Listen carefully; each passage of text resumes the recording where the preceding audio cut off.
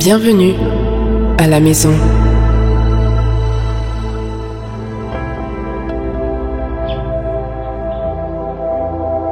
Le Night Club.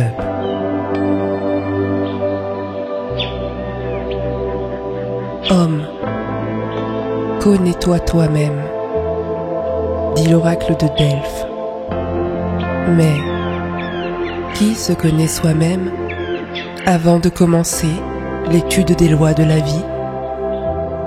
C'est à ce moment, et alors seulement, qu'un homme commence réellement à se connaître.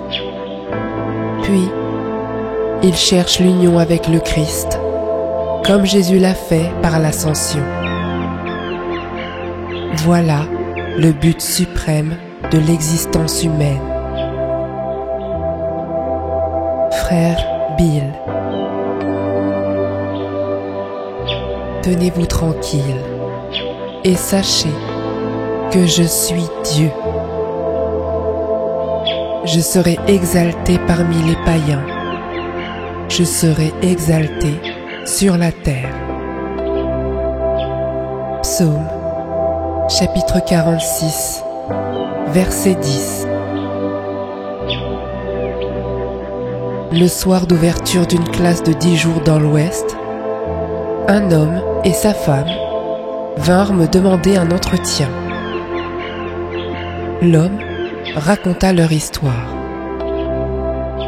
Nous avons 2 filles adolescentes de 12 et 14 ans. Et elles sont, comme vous le savez, à un âge où on est influençable. Nous avions un voisin qui perdit sa femme et qui s'en fut, ne pouvant continuer à vivre dans sa maison où tout lui rappelait sa bien-aimée. Il loua la maison, dont le nouvel occupant fit rapidement un bar. Le rude langage de cet endroit, sans parler des jurons qui s'y profèrent, tout parvient jusqu'à notre maison. Il n'est pas bon pour ces enfants d'être réveillés par des bruits de disputes et de beuveries. Ce que nous voudrions savoir est si nous pouvons être débarrassés de ce bar. Que dit la grande loi à ce sujet? Pouvez-vous nous aider? Il y a, répondis-je, un décret que nous pouvons utiliser pour ce genre de situation.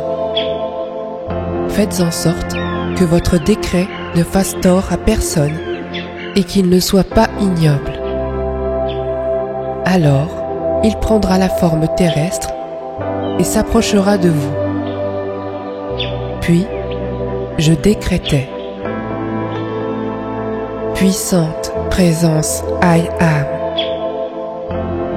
par ton grand amour, par ta sagesse et ta puissance, tu connais le besoin. Enveloppe ces 2 foyers dans ton grand rayonnement et libère tout le pouvoir nécessaire pour y apporter ta perfection. Si, dans ta sagesse, tu estimes que nous ne sommes pas à notre place, alors déplace-nous vers notre lieu parfait et fais-le de manière harmonieuse. Si, au contraire, ces autres gens ne sont pas à leur place, alors prends le commandement de cette situation et déplace-les, et nous te remercions de l'avoir fait. Les étudiants revinrent plusieurs jours plus tard, à la fin d'une leçon. Nous devons malheureusement vous dire que le bar est toujours là. Ce à quoi je répondis: comment savez-vous que ce n'est pas vous qui partez? Bien sûr, nous y avons pensé, et nous sommes arrivés à la conclusion que nous sommes propriétaires de ce lieu, que nos filles y sont nées et que tout nous lie à cet endroit. Cet homme utilise la maison à des fins commerciales et il n'y attache aucune importance particulière. Il loue la maison alors que nous sommes propriétaires. S'il trouvait un meilleur endroit, il n'hésiterait pas à déménager. Ainsi, nous pensons que c'est plutôt à lui de partir. Plusieurs jours passèrent et mes étudiants revinrent me voir.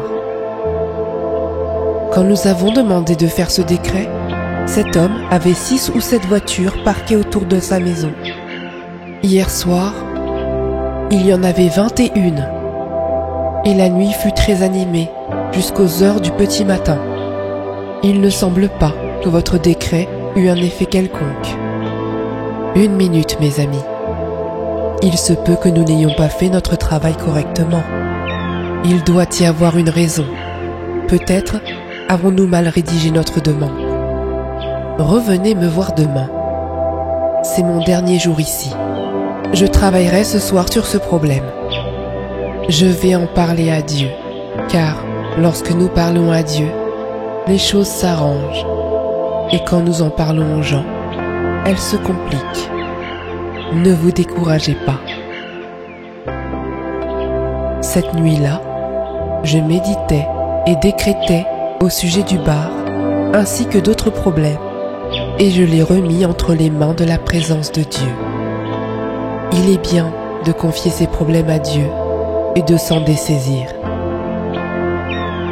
En d'autres termes, laissez aller et laissez Dieu s'en charger. Cela, comme je le savais, est la chose la plus sage. Le lendemain matin, le téléphone sonna dans ma chambre. Mes amis étaient en bas et me demandaient si je pouvais les voir.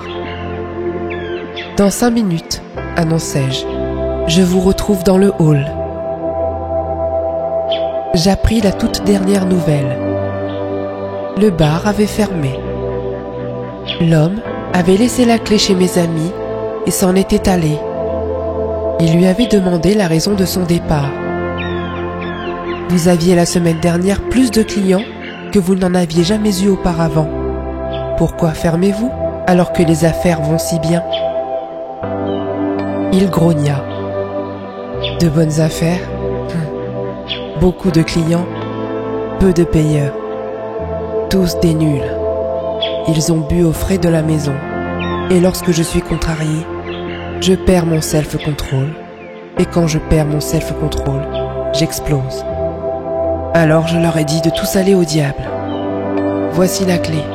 Vous pouvez la rendre au propriétaire quand vous le verrez. Et l'homme s'en fut, grommelant dans sa barbe quelque chose à propos de bon à rien.